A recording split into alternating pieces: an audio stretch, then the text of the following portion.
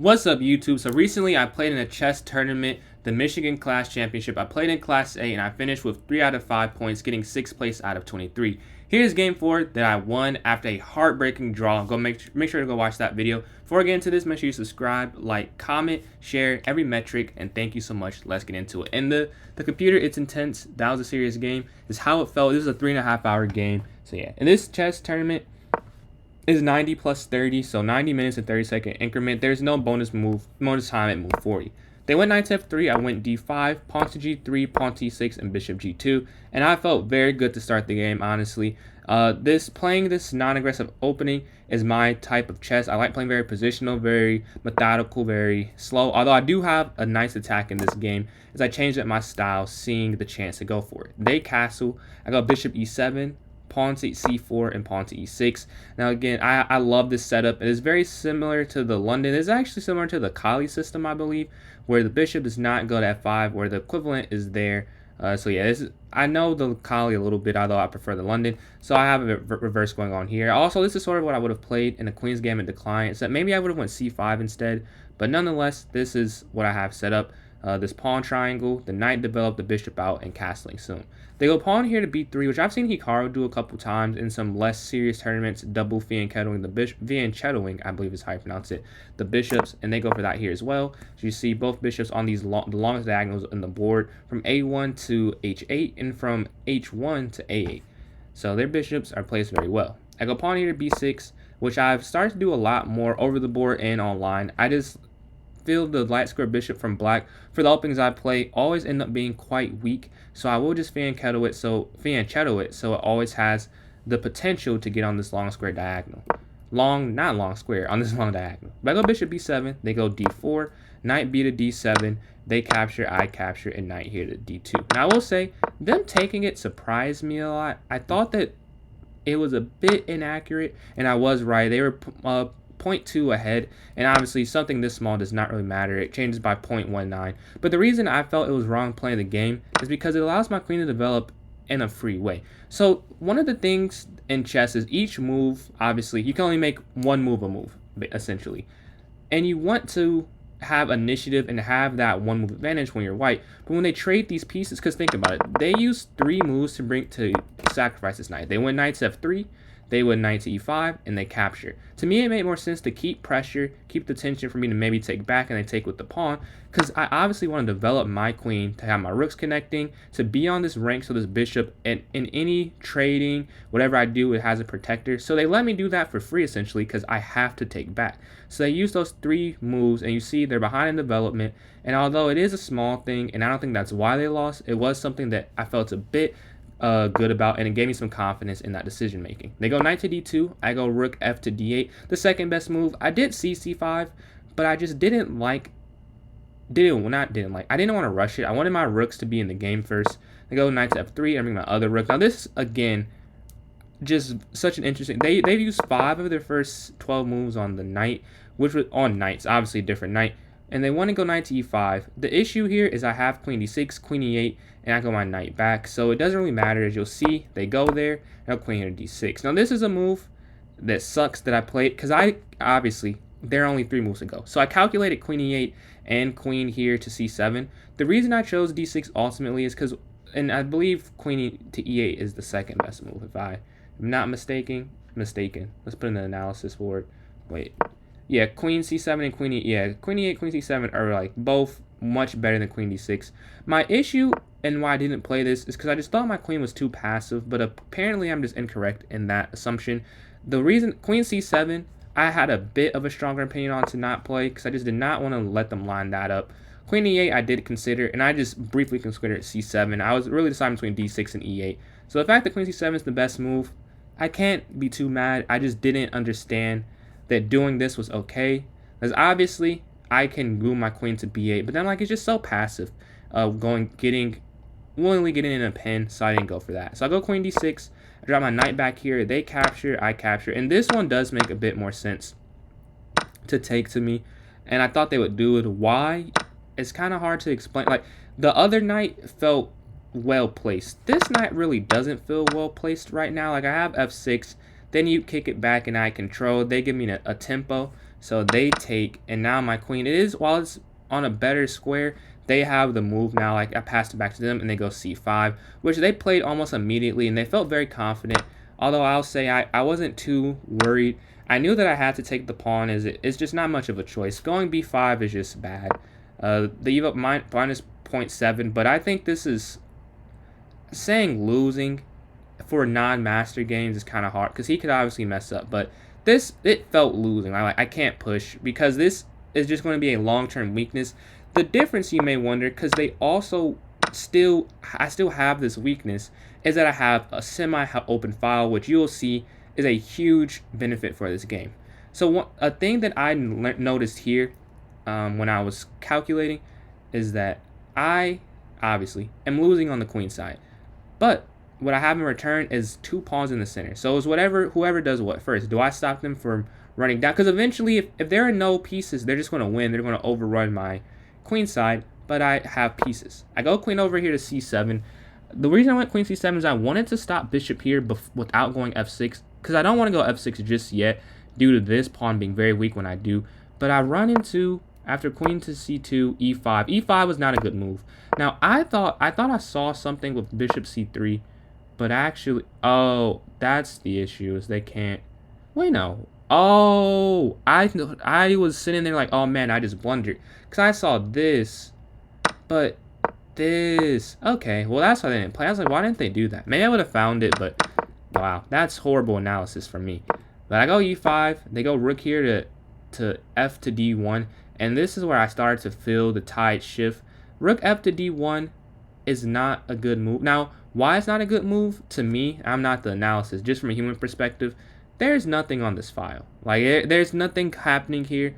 This rook going here made sense because I wanted to anchor. I'm potentially pushing, and maybe they're trying to potentially stop, but I'm not going to push it just yet. I go f6. Speaking of inaccuracies, I make one myself. This is something I did spend a while thinking about, and honestly, I went there out of fear because, as I mentioned, I should go back. So the reason I was so worried about this, remember, I didn't see that I could do this maneuver, is I'm worried if I move my queen that this pawn just hangs. So I go f6, sort of reactionary, which is not how you should play chess, and I will, work on that, as I wanted to have this. So if they go bishop c3, it's there. So I played this almost instantly, like, whew, I just missed out on losing. Because another thing was I saw this, and there was a tactic where they could have, actually, I'll just show it. They could have done here, and then I was worried, again, assuming I don't see this, so I would have went like there, and then bishop here, and I just thought that they were too much in my position, which was wrong, but that's what I was thinking, so I felt pretty good. And after queen to b4, I was very stunned. I go a5, because this is a free tempo that I mentioned earlier, as I was talking about the knight coming in.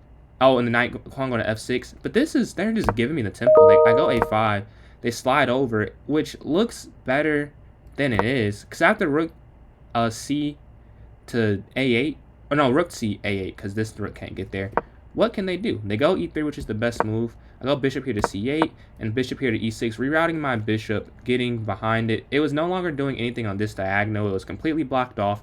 So I go to this side, looking to attack the light squares, which was a long-term plan. They go pawns here to h4. I go rook d b8, because I want to go rook to b5. I just put some pressure. They go queen over, rook b5, bishop here to a3, and pawn here to e4. Now this move is what I think won me the game. I know this says good, but remember, we're not masters, and this is just very hard to overcome.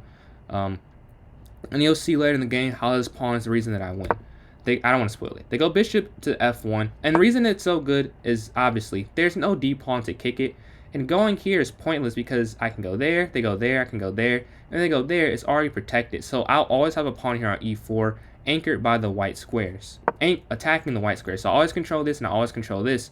And I'm starting to realize at this point, wow, their king's actually kind of weak, where mine is not really. So the difference here between our kings is my king has this escape route, whereas they don't have this escape route. They can't push to f3. They can only stay on this side of the board for the time being. And then my rooks are just more flexible. They can slide over so easily. And they have what is, I think, a fishing pole, you call it. Like this hanging pawn, they can be attacked so easily. So I drop back here, trying to avoid that. and long term looking to slide over on the 7th rank. That's why I didn't go all the way back, because I wanted them to be able to stack with each other, which doesn't end up happening, but that was my thought process. They go rook here to b1, king to f7, a move I spent a very long time on. I did see bishop to g4. My issue with bishop to g4 was, if you can't tell, I just love this position. I spent 3.5 hours of thoughts. Is after this, I did see h5. I saw all of this, and I did see and I played g5. So this is not me lying. You'll see in the game I play g5 eventually. The reason I decided not to go for it is because I was like, well, they have light square weaknesses. If I get my pawn here, my queen can't get in. Now, I do understand that the idea is to break open this way, but I didn't see a way to win in that matter. So I go king f7, preparing all of these pawn breaks. And now, as you see, the g8 and h8 square are both completely free. They go rook to d4, pawn to h5, rook over, and here I make a huge mistake. Now, what I should have done here is g5, because after h takes g5 and then rook to g8, I'm just completely winning. The king is so weak. I have bishops that are so easily going to get there, but I was trying to play too good. Like I was thinking too highly of myself, and I go rook b to a7. Now, the reason I did this is because I didn't want them to have anything on this side of the board, and if they went here, I wanted to discover and attack on the a file. So I was trying to mitigate their attack and still keep mine. But what I missed here is with perfect play. After going here, this attack is a bit more useless. They find the best move. I go g5, and now it has less of a threat because rook g8 was the best response. Now, I thought taking with g5 was great, and it wasn't. But they spend a little bit of time and go queen c3, and I go rook here to g8, which is a bit too late. As you see, we're still equal. But if you're not looking at the eval bar, I think most people would rather play black, as my king is just a little safer. Rook g8 stops that. This is inevitable, so personally, I'd rather play black, outside of the fact that I'm the one who got to this position. Just objectively, if you show me this, like, white has so little. This rook is doing what? Like, I have no idea. There's no attack, and I know they're winning. I just think it's harder to win with white. Like, there's only 2 moves to keep the balance. Like, one of the moves, they go back to losing immediately. So I prefer my position. Just like that, a move that makes so much sense ends up being an inaccuracy that goes to almost -1 if you round up. So I take this pawn, which I calculated for a while, and I have this saving grace in my position after bishop to e7. They cannot take this pawn back. If they do, I have bishop here to d7, going to win a piece. Now, it says still just -1. But if you're playing the game, you don't have an eval bar, you just lost an exchange for no reason. They go bishop here to d4, a mistake, but it does make a lot of sense, as they want to reroute their bishop here to b3. So to say that it's a mistake, it's on a computer level, but for someone who's playing this game live, it felt like a very good move. I go rook back. Now, c5 was the best move. Very hard for me to play, to be honest with you. I didn't see it. Well, I saw the move, obviously, but I didn't see why it was good, because after this, rook c8. Oh, no, rook c8.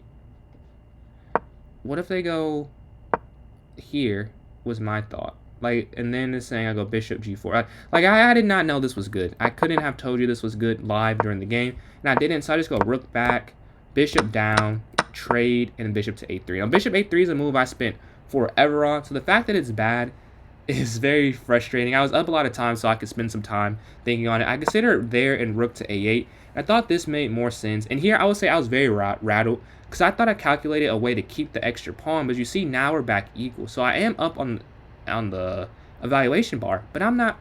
Oh, I can't cover it. I was trying to cover it for you, but I'm not I'm not playing with that. I'm looking at it now, but I just did not feel very good about my position. I miscalculated some things, so I'm a little rattled. And then the game, if you watched my previous video, you should if you haven't. I was how to win a position, and I miscalculated there as well. So I'm having some doubts in my mind, so I'm trying to just refocus, reform my thought, and I go rook here to a8. An inaccuracy, but a move that I think does save the game. I'm very proud that I found is I was just doubting myself a little bit too much at this point, and I'm like, okay, I'm still good at chess. Not great, but good. I go king e6, they go bishop here to d4, and pawn here to g4, again, a move again that will long-term solidify my win. The reason it's so good and I played it is it stops any f3 push, so they can only push these pawns, as these are obviously blocked by their black counterparts, and this can never go forward as I double protect it, and no pawn can be here or here ever, so they can never protect it. Even if they get the bishop there, like, they're not going to sack multiple pieces to get a pawn push. They drop their bishop back, and I trade, because it actually is the only move, I'm pretty sure, unless I'm mistaken. if I... Oh, it's not the only move. But I thought that if I go back and I let them get the pawns rolling, like this may not be the exact order of doing it, but you can see like they have this pass here. And I thought, well, if I trade and blockade, then I'm still doing fine. They go b4, the best move. King here and bishop here to e7. Bishop back, rook, no, bishop down. This is where the game's over. I actually thought they should have pushed the pawn here. The computer doesn't like it because of c5, but I wasn't going to play c5. I want to be honest with you. You could see why I wouldn't. So they probably, I think they should have went for it. I would have went for it because to me c5 was a draw. If they go there, take, I probably would have taken, to be honest with you. I see the eval bar now, but I'm telling you, I was so worried about this pawn rolling down because the whole point of what the trade they did earlier was I get the central, but they get the flank queen pawns. They go bishop e7 though, bishop back, and after bishop to d1, I could feel that the game's pretty much over because after bishop to a6, they can no longer push and get that draw offer because I was sitting there offering one, like, I'll just play it out. Now after bishop b3, I think to myself, oh, like there's no plan here because they can never attack the rook on a3. It's on a dark square. They have no dark square bishop. The pawn is pushed and this pawn is stuck, and their king is just too far away, and I control the king's for sideways progress. I drive my king back. Now this is an inaccuracy, a mistake, but I don't regret any of the bad moves I played here because I think they served a very good purpose in scaring my opponent. I could feel that I was in a winning position, and they were a bit uncomfortable, and here they blunder taking the bishop. Now what they did see, I'll say, does make sense. Imagine you just move around, like you're going to lose this pawn. So the best move here, however, was to do what instead? To move their rook back, but you could also see how they don't really want to do that because I can get my king forward, I can blockade, and they're just going to lose a lot of, at least one pawn, if not more. So they take, captures everything, and after bishop e2, they resign. As whatever they do, say they check, king forward, f3, here, like it's just losing. But yeah, that's how I won game 4. I was able to solidify being at 1882, and I went on to draw the next game, which I will show later. Thank you for watching, and I hope you enjoyed, and have a good day.